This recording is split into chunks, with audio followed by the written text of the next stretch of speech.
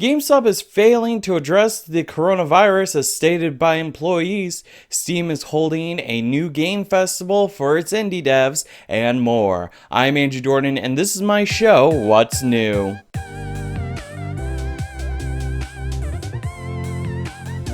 So, right now, today is usually the day I would go in for lab, but that has been canceled, which honestly, I know yesterday I called myself out on the hot shit that was, I didn't sign up for online classes, so it's kind of a bummer, but honestly I hate commuting.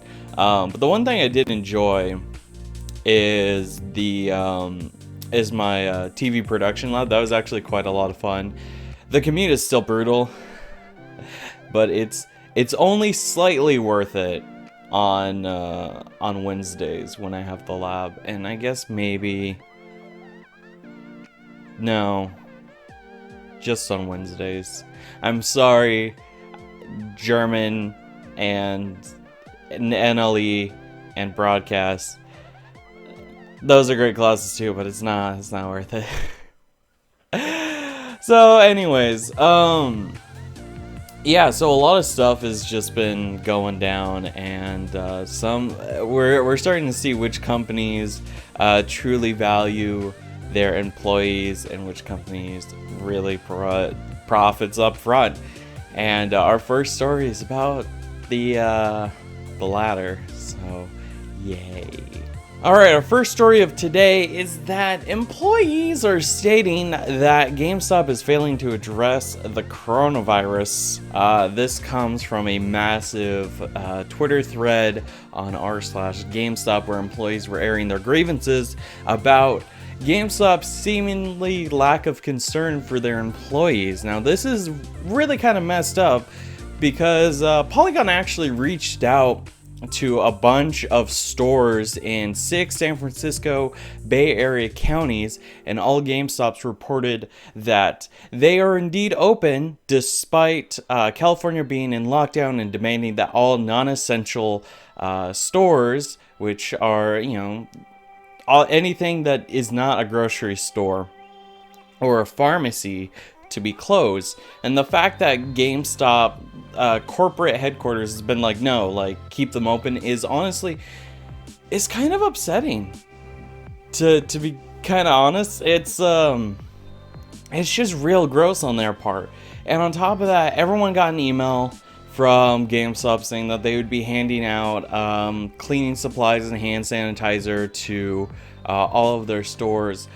But according to employees, that also has not been happening. They have been left high and dry with very little to no hand sanitizer, hardly any sort of like surface cleaners, and so they just can't clean. And those that do have the supplies, they don't have time to clean because people are still going to the stores.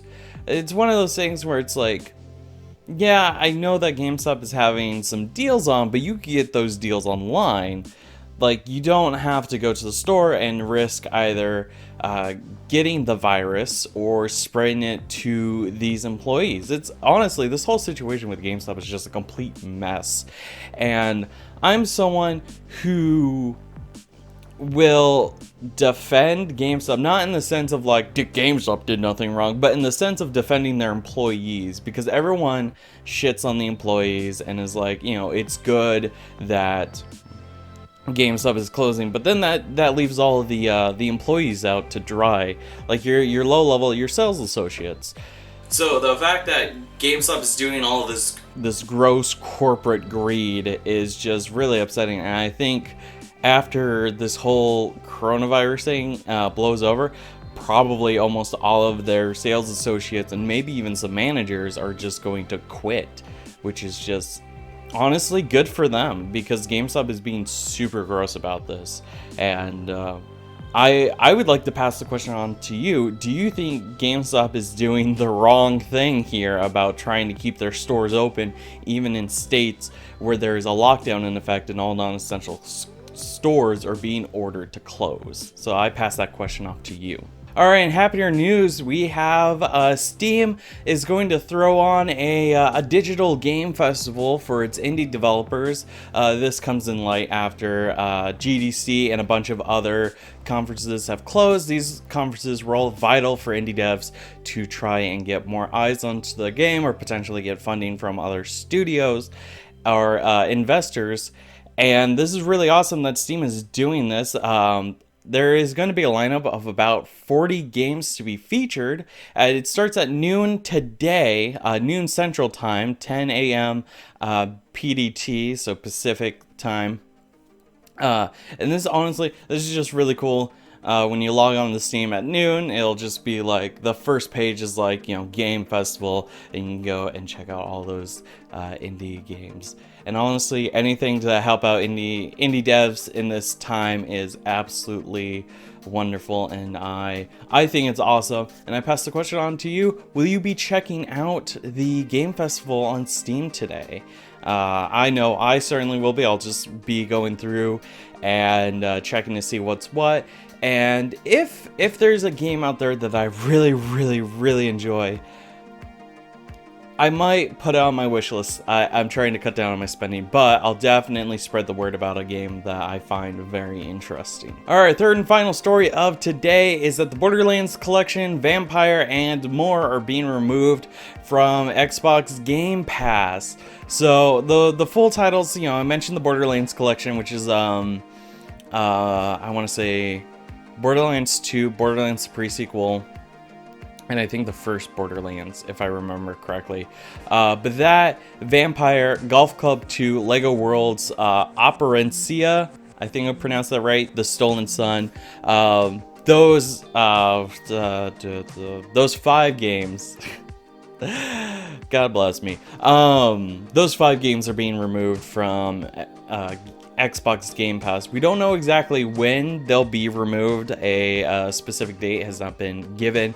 But if you do have Xbox Game Pass, you can actually purchase those games for 20% off. So that way you have them in your library forever. So if you really like Lego Worlds or you really liked Vampire or Borderlands, you get 20% off discount. So that way you can have that for good. Which honestly, 20% discount when it's you've had it for so long, it kind of seems like a nice deal to me, at least. I personally don't have Game Pass, but it sounds like a good deal to me. I don't know, what about you? I pass the question off to you. Is 20% off reasonable? Would you have liked to see a higher discount? Also, do you have Xbox Game Pass, and what are your experiences with that? I pass the question to you. Alright, there's no website or channel news today. That was yesterday, so I'm gonna end it here. Thank you guys so much for watching. If you enjoy my content, want to know ways to support me and my content, I have a link to the support the content page in the show notes. Additionally, if you want to know more about Andrew Dornan's What's New, I have a link to the main show page also in the show notes. Thank you so much for watching, and I'll see you Friday for another episode of Andrew Dornan's What's New. Bye bye.